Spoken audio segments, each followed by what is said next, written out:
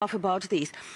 That's why these actions and words sometimes go in parallel. You know, you can have the same personality, the same politician that one day is really understanding what should be done, signing the decrees how to give the support to Ukraine, millions of dollars, this ammunition, and then suddenly is becoming afraid of his or her own actions, because I don't want to blame one country, we saw it in many partner countries, as being afraid what they did, and the statements are coming that, oh, no, that's probably worth too much, or no, we can give you HIMARS, but we cannot give it for 100 kilometers, the rockets that it. So, and that's why it's sometimes very difficult to say what is the biggest problem for our partners to act or even to start naming the things what they are, and through these changes of the rhetoric to come to the changes of actions, because sometimes the decisions are made quicker for actions than the months we experience before the wording is changing. As very simple example, you said about the actions of something. Everybody is supporting Ukraine, military, we have Rammstein, everything. How many politicians in your countries use the word Russian aggression or Russian invasion instead of Ukrainian conflict? Or better to say, how many times per day you hear Ukrainian war and Ukrainian conflict? That is wording that really matter because it influences the action. Because when you don't name Russia, you exclude Russia. It's like Russia is not guilty. And Ukrainian war, Ukrainian conflict, for me, it means that something is happening just in Ukraine. And nobody is guilty, or Ukrainians is guilty. That it is, and that is also will come for the potential in this way, because in this way we're speaking about locking or unlocking, looking only inside of Ukraine. What Ukrainians can do, what civil society, what these can do, and not looking what demands we have towards Russia, for example. That's all these peace initiatives from African countries, from China, where Russia is excluded. Ukraine needs to stop the war. Okay, we are ready. What about Russia? Should Russia stop the war or not? But when you read, and okay, I can understand when it is somebody from the countries that are not Ukrainian allies, but when I hear the same statements from the NATO member states, I'm becoming a little bit confused and can't understand that. So why do you provide us with the weapons if it is only us who is guilty that the war is not over yet? Yes, it is a very interesting conundrum there, with words and actions not necessarily being on the same page. But there's so much agency, right? So I think Ukraine's agency has been the excellent example, agency in every way. How is that received, Sławomir, in Poland, in civil society, across NATO allies? What is Ukraine's potential? What has Ukraine brought to the table, and what can it bring to the table in the future? Well, thank you very much for having me. I'm coming from the country which doesn't have a problem with vocabulary. If we are talking about Russian aggression on Ukraine. I think it's, with the time, every organization adopts a kind of the thinking which actually leads to focusing on itself. So, existing organization explains its very existence. So, and I think that with NATO in such context, during the summit, we tend to fall into this trap. So let me start from reminding all of us the famous words of first Secretary of General of NATO, Lord Ismay,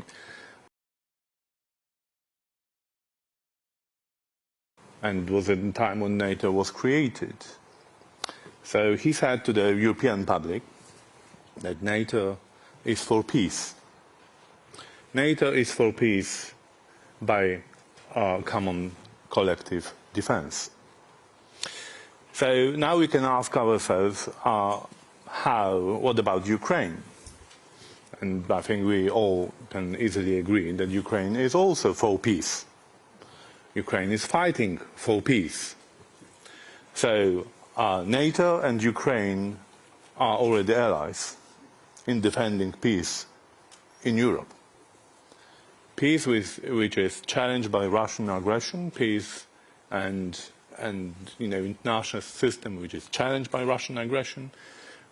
Ukraine defends what NATO is for. The Ukraine defends international law, including United Nations Charter. Ukraine proves that every nation has a right for self-defense, and Ukraine proves that every nation has the right to call the allies and call the other members of United Nations Charter for assistance if it's attacked. So here we are. I mean, we are creating a community interested in defending peace in Europe. Now we can go a step further. What is required to re-establish peace in Europe, because, you know, Russia brought war to the European continent, brought instability to European societies and uncertainty. So if we are talking about unlocking potential, it's not only about unlocking Ukraine's potential, it's about unlocking Europe's potential, or even transatlantic potential. And here we can cooperate. What I believe is absolutely required to unlock transatlantic potential, to re-establish peace in Europe, is defeating Russia. Russia defined its war aims against Ukraine as an existential identity thing. Putin said, and he confirmed it publicly a number of times, that the very existence of Ukraine is challenging Russia, is undermining Russia's identity, that Russia without Ukraine cannot exist. So, this war in such terms, the only solution, the only response we can give is to deny Russia this war aim. I mean, we have to do all we can to prove to Putin and his acolytes and his cronies that Ukraine can exist, can flourish, can develop, and can be part of every organization it wants to become a member. And coming back to this unlocking potential, I would like to see the message coming from this Vilnius summit to Russia and to the outside world, outside of NATO and Ukraine, that this war is about a future of Europe, that Ukraine's victory would unlock potential of Europe, would unlock potential of transatlantic relations, and would bring peace to all Europeans. Thank you. So, unsurprisingly, at the NATO summit, we have a very militarily focused approach. But are there other who's in terms of who can unlock or who can prevent the locking of that we're not talking to properly?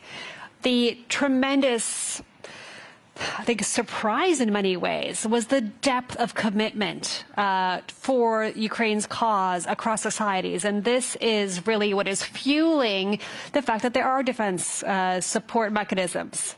So we have that. How do we keep that going? How do we get more civil society on? Who else needs to be in the picture, or who do we need to add or not lose? And is there someone we're not talking to enough about this? Global South, Hannah, you talked about there are countries that don't necessarily agree. Is there someone in our own societies that doesn't get it, that we should be talking to more? So. I would probably start, we have several groups that, let's say, we still haven't engaged sufficiently. First of all, for example, for me, it was a shock that environmental groups are totally out of the conversation about this war. I haven't seen any strong statement from any of the big environment protection organizations. Even Greta Thunberg managed to tweet something several days after the Kakhovka Dam destruction. The Kakhovka Dam destruction made our tremendous, it's not just a tragedy for the people's lives of those, but that is just consequences that we will have for the food security, for the environment, for the Black Sea, for everything. That is, in terms of environment, a catastrophe close to the nuclear explosion by the years of consequences we will have.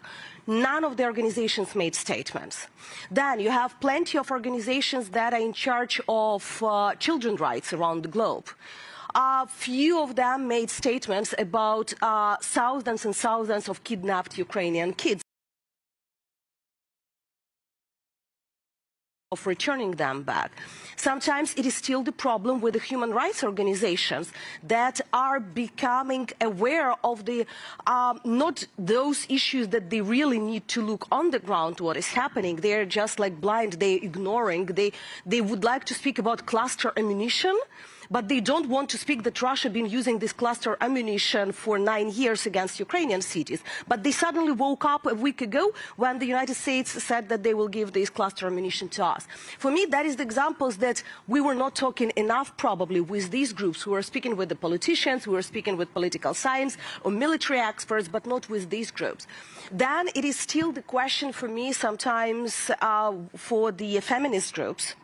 And here quite an interesting thing, because a lot in the those of the I would say radical feminist camp, because I cannot put it to all of them, that thinks that supplying of weapons should be prohibited for Ukraine. And we have these groups that are working because that is in general of these pacifistic, and in general the pacifistic movements, they just would like the war to be over. And they don't explain how this war should be over. The war should be over. And most of them decided in the logic of these statements that the war should be over only by not supplying weapons to Ukraine. Not by Russian forces getting out of the Ukrainian territories, but of not supplying weapons to Ukraine. So that's also give me a certain signals that we made something wrong, probably not reaching them with the proper arguments, or just not reaching them. Or they are so ignorant if they can't understand what is there. And then the big group, that is the so-called Global South. I don't like this wording. And even in the Global South, we have definitely a lot of countries that are supporting Ukraine. We have Japan changing their military doctrine to support Ukraine. But we still have problems of communications there. And for example, most of the African countries are blaming Ukraine in food security issues and food crisis, not Russia. They are thinking that it is us, because we are continuing fighting, we have this problem. I haven't heard any statements for Russians targeting the ports. This night, Odessa region was targeted, and one of the Shaheeds made a fire at the grain terminal in the port. The port that is included in the grain deal. So they openly violated the grain deal that they signed. Any statement from the African leaders who just traveled a few weeks ago to Ukraine, pushing us for the peace or appeasement with Moscow? So that is the question still of, is it just Ukraine that is not speaking? Or that is probably all of us inside of Europe that we spoke with ourselves? And there are other groups that maybe we need to find the wording that are good for them, as coming and speaking about the rule-based order. If they are not ready to speak about liberal order or something like this, but at least to speak in this way about the rules-based order that is currently totally violated. So some to-dos, both for ourselves, but across our societies and abroad. David, you wanted to come in on this. Yeah, look, I'll just pick up a couple points. Yeah. I think it's important that we have dialogue with more groups that have, I mean, if you take the British term, that are pressure groups that have various interests that are relevant, to the situation. But we're kind of talking to ourselves when we have that discussion. And I feel it more here in this role. Certainly I felt it in Washington. We talk about the Beltway effect, where we kind of talk to ourselves in this national security process with think tanks. You go to various events. And it's important, but it's not as important as it is for our leaders to speak with our societies and for our societies to understand what's happening and why it's important. So, I mean, Greta Thunberg's interesting to me, but not as much as my president speaking to the American people to explain why it is so important, why it is in the United States' national interest to support Ukraine directly through NATO, etc. That's what's most important. There will be no return to a February 22nd security environment. It's just not going to happen. This is a real war.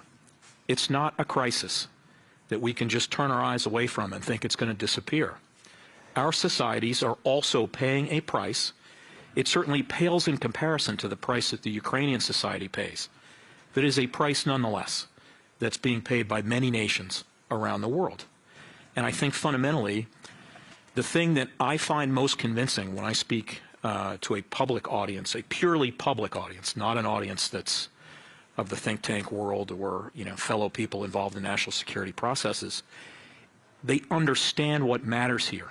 It's an illegal war that is completely unjust. They see the violence, the murder, the rape, the torture, the theft, the kidnapping, the forced deportation, and they are right to be deeply shocked and offended by that. And they understand at a human level how deeply wrong that is. And I think that's a core part of the reason why so many societies provide the strong support that they do. We see it in polling, but what I'm trying to emphasize to you is that there's a human factor here at the civil society level that leaders are wise to appreciate and understand. And in some cases, that civil society impetus to wish to respond and assist has actually led the political decision-making and inspired the political decision-making in certain directions. It is very inspiring. Slavomir. There is a quite interesting aspect of relationship between decision makers, NATO, and general public, civil society, if you want, in which you can now realize here in Vilnius. NATO is and has always been seen as a American alliance. I mean, the very first alliance in which United States committed itself to defend peace in Europe.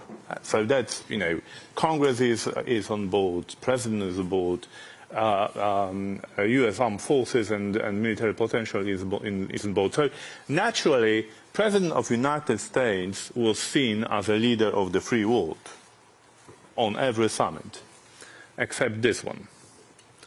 Here in Vilnius, we have President Zelensky, who is seen now as a leader of the free world. He's coming here as a representative of the country aspiring to become a member of NATO and influencing the agenda of the alliance. And President Zelensky is, we have to give him the credit. He's doing his public policy, public diplomacy in an excellent way. Now there is a conversation, not far from here, about communique, about invitations, about the wording, how we can embrace Ukraine, how we can meet Ukrainians' expectations to become a member of NATO in future. And what President Zelensky is doing, he's unable to negotiate the text because it's up to the members to decide what kind of the message we'll send to Ukraine. But he tries to bring on board to address the public behind the leaders. Because public wants wants NATO to help Ukraine. So that's the way how, it's yet another proof that we are here for common cause. Ukraine and NATO. And we need to find the ways to collectively restore peace in Europe. That's our main goal. That should be our main goal for both the leaders of the alliance and Ukraine. And we will find a way. I'm 100% convinced that we will find a way to restore peace in Europe. Yes. We have questions on the hows and the whats, but if there's a question in the audience as well, if we have, so it's a bit hard to see in the glare. Okay, so we have one question there. As you line up, I'll ask from here. Will there be timely security guarantees for Ukraine is coming through the Slido system? Sitting here, David, do you think that there will be meat for Ukraine? There is always meat at a summit. This is my fourth summit. If there's one thing I've learned, it's that I can't presuppose what any of the outcomes will be. But this certainly is in discussion. Yes, question from the floor. Thank you. Benjamin Tallis, German Council on Foreign Relations. David, you alluded to some of this in your talk, but I think the key here is to not understand that we're just unlocking Ukraine's potential, but that Ukraine has shown us how to unlock our own potential. This is about reviving and renewing the liberal democratic world as well as defending it and spreading it. And I'd be interested to hear from the panel, what do you think is our homework in democratic societies in the West to make good on that and to actually realize that potential, not only for Ukraine as the frontier state of our better future, but for all of us in actually creating a better future for our populations to ensure that democracies can deliver materially as well as morally on their promise to be a superior system. Thank you. I think each of that could be an essay in response, but if you could have 2 points on that answer, maybe starting with Slavomir, what are the 2 points that get to that? I think we need to do all possible to help Ukraine to win this war, repel Russian aggression. So that's absolutely fundamental, I think, and we can do that. We can do that. It's up to us to make the decision. And second, we have to send the message not only to Russia, but all adversaries, all those who are toying with the idea that aggression on neighbors can be a good way of doing business in contemporary world. We have to send. Succeed, you are not going to prosper, and your attempts and your country will be defeated. I think we could borrow some of Ukraine's excellent digital media experts to figure out how to land those messages with memes, because that has been impressive. What is your homework for the others? And 2 quick points. Our 2 things first. That is definitely to remember that values should be protected, and explanation to your societies that sometimes they needed to be not only protected but also defended, because unfortunately in Europe we used to think that human rights, the values of democracy and everything, that's something that we already had and they're inevitable. They can be reversed, both politically with the populists or some political parties, or military with the actions of adversaries. So a little bit refreshing ourselves, waking up and explaining, yeah, the threats still can be. And the second, to stop being afraid of their own potential. It seems to me that during this year we saw more self-restrictions inside of the European political circles, inside of the European societies, than the actual threats were from the Russian Federation. And that's something like, that definitely only psychologically we can change. Finally, to understand that you have the deterrence potential, you have a stronger armed forces than the Russian Federation, you have the nuclear weapons. That's why I never could understand, for example, why French being afraid of the Putin statements about use of the nuclear. Come on, you had the nuclear for 60 years. You should have all the deterrence plans. Why you were not afraid 20 years ago? Why you started to be now? So just stop to be afraid of their own potential. David, your 2 points. Okay, very briefly, I think first, Ukraine must prevail. Ukraine must win. It matters not just for Ukraine, but it matters for the security architecture in Europe and the security architecture that NATO cares the most about. So it's important. Really important to see that all the way through. And I think the related point I would make is that while I don't think anyone knows when the war will end, I think everyone can easily understand that the way the war ends matters a great deal. That if there is an unjust peace that does not ensure that Ukraine is free and whole, I don't know how long that peace lasts. And that's why I think it's so important that we have to be very, very clear with ourselves and with our nations about what this means and why we do the things that we do to support Ukraine. There are any additional questions from the floor? Yes, right there. Hi, Susan Markham from the Halifax International Security Forum. I think we can all agree that no country can reach its full potential unless all citizens are involved. So I was just wondering how NATO and civil society in Ukraine is working to engage women leaders and integrating the issue of gender equality into the war and rebuilding efforts. We just had this morning first wonderful meeting with the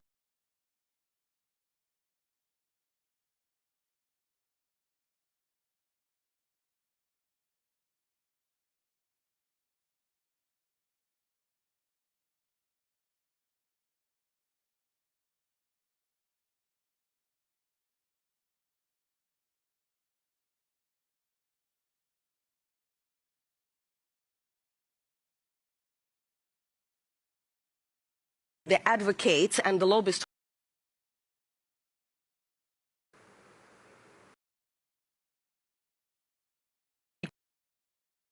or not, they started traveling because they understand that that is the only chance and that is a necessity. So a lot of these grassroots initiatives, they are leading also to the political levels.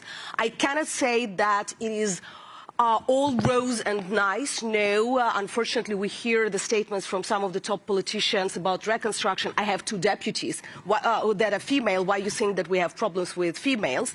So that just demonstrates the misunderstanding of some of these. But we initiated these discussions. We're putting these, we have the advisors at each of them, from military groups and sections to the ministries, that are now raising these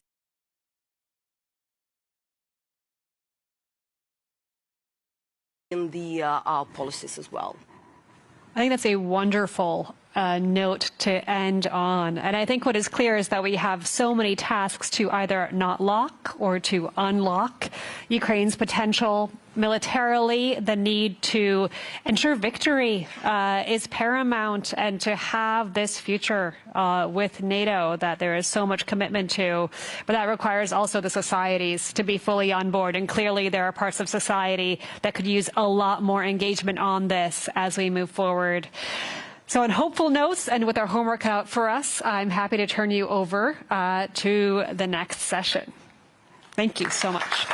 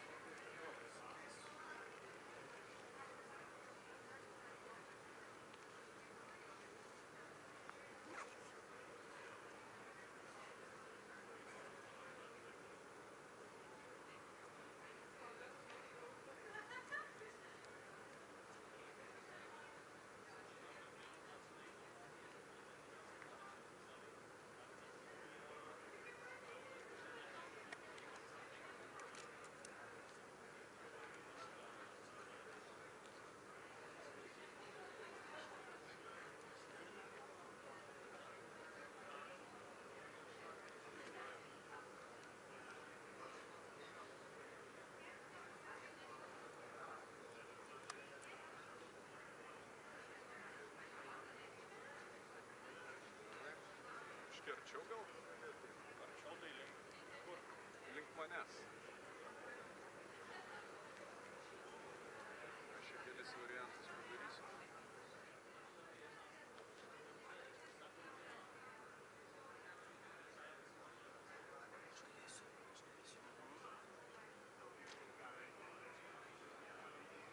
Žemėjimas toks durnas dabar gaunasi man.